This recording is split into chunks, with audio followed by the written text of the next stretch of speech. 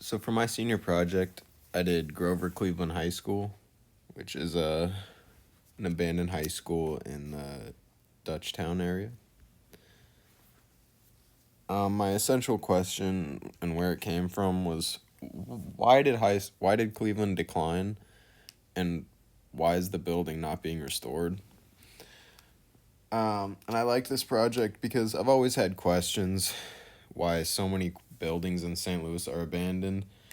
And last year I had the opportunity to explore Cleveland, and I was captivated by the building and the state that it was left in, and really just the architecture of the building overall.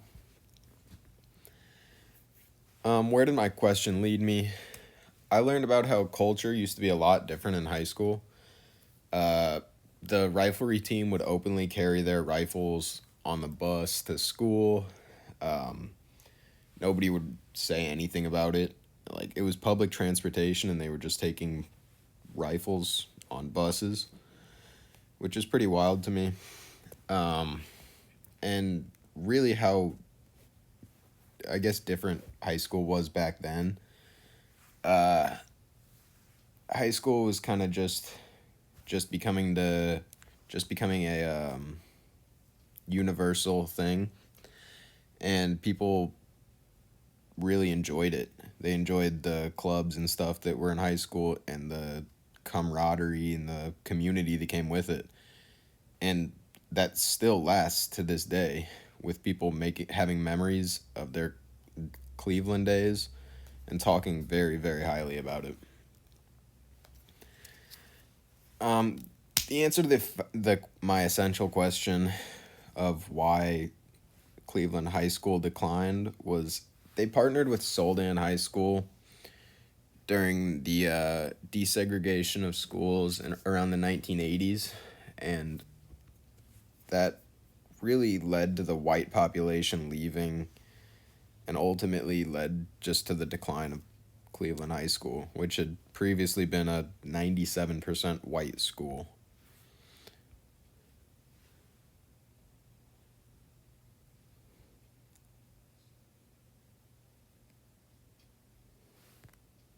Where did you go to high school? A question almost every St. Louisan knows all. Where did you go to high school? A question almost every St. Louisan knows all too well. Many older people you ask this question may have a rather disheartening answer, such as being destroyed, but others may have just been left to rot. These schools are not thought of or talked about frequently now, other than from grandparents to grandchildren, recounting their glory days. But why were these buildings closed, vacated, and left to rot? That's what I couldn't stop wondering to myself as I was driving down Virginia Avenue, and I noticed a building that would catch my attention and captivate me for over 2 years to come.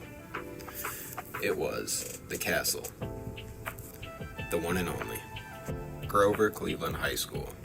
Built by William Ittner, a renowned architect of his time, responsible for many St. Louis public school buildings, with over 430 buildings nationwide and 35 national landmarks.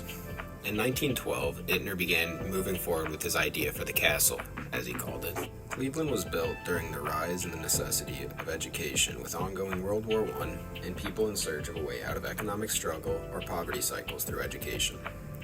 Cleveland had an original graduating class of 35 students, but the Cleveland population would grow to more than 67 times its original size within 25 years. Cleveland High School was one of the first few public high schools to show up in St. Louis, and with the nickname the Fighting Dutchman, Cleveland High School would stand until its last leg.